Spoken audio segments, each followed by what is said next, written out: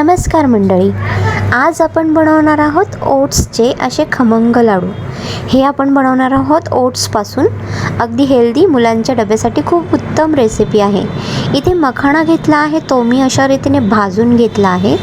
त्यानंतर मी इथे अर्धा किलो ओट्स घेतलेत। ओट्सचं प्रमाण जास्त घ्यायचं आहे आणि हे आपल्याला भाजून घ्यायचे आहेत अशा प्रकारे।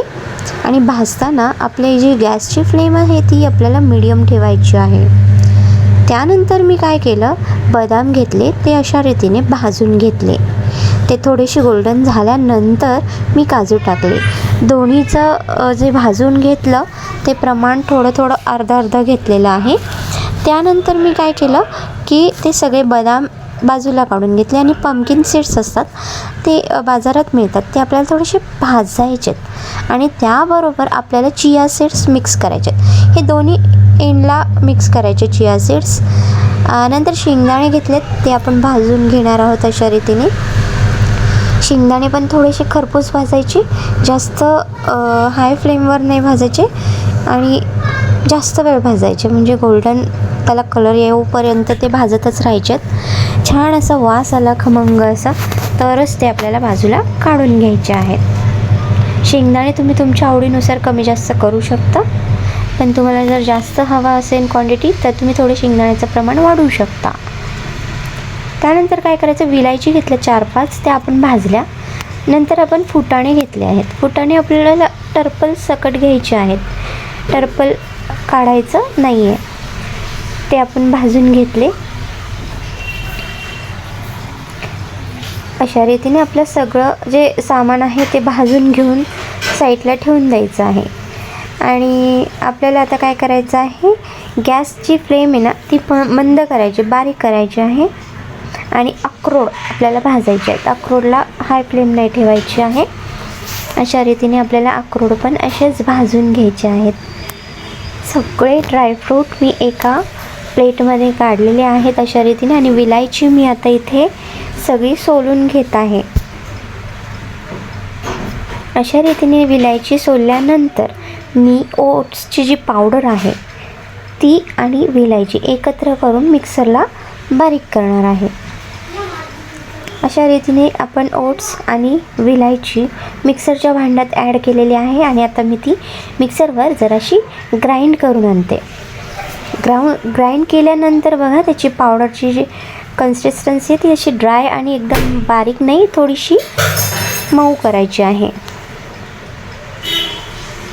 सर्व आपल्याला अशाच रीतीने मिक्सरला ग्राइंड करून घेऊन, म्हणून बघा कशी ठेवली आहे कढईमध्ये। माझा पसारा भयंकर झालेला आहे इथे आणि आमचं किचन खूप छोटं असल्यामुळे मला काम करताना थोडी अडचण होत होती आणि व्हिडिओ काढताना पण अडचण होत होती। पण मला खूप हौस आहे व्हिडिओ बनवायची, पण या छोट्याशा किचनमध्ये मला करावं लागते। फुटाणे देखील मी बघा अशा प्रकारे सगळे वाटून घेतले आहे आणि सगळं मी ओट्स आणि फुटाणे एकत्र ठेवलेत आणि ड्रायफ्रूट जे आहेत म्हणजे ते वेगळे करणार आहे। तर मी इथं बघा आधी सर्वात आधी मी मखाना बारीक केलं। ते वेगळं का करायचं, कारण ते थोडंसं मऊ असतं, त्यामुळे ते आधी करून घ्यायचं। त्यानंतर आपण जे सगळे ड्रायफ्रूट आहेत ते करायचे।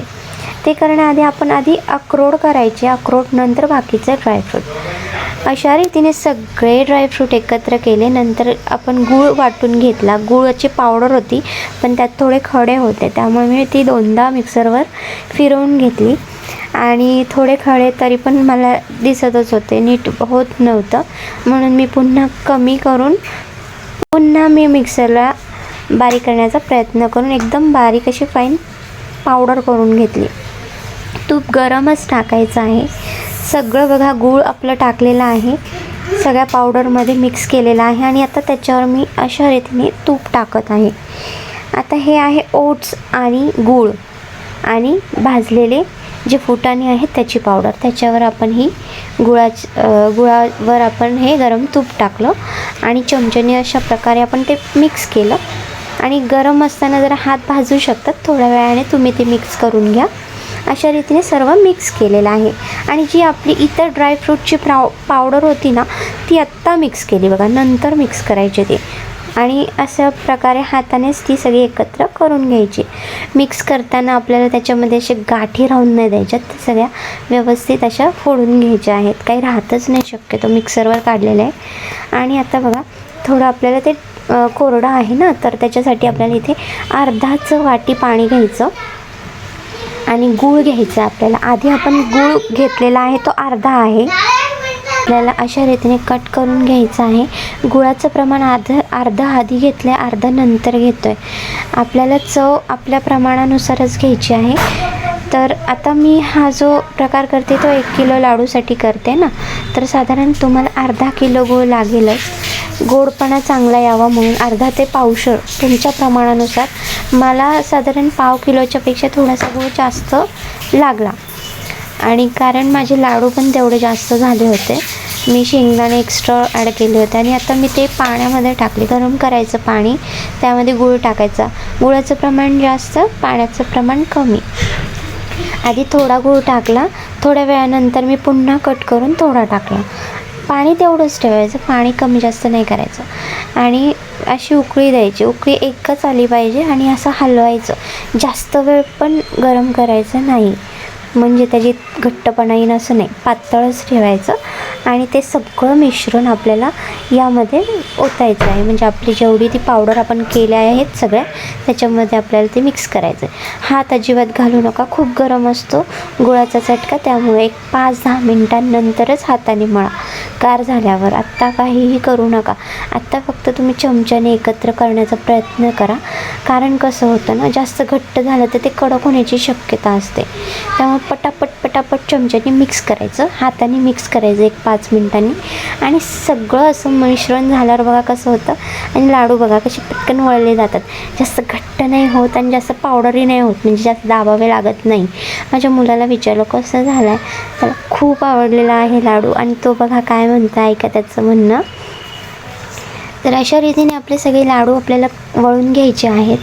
सर्वांना मी हे लाडू दिले.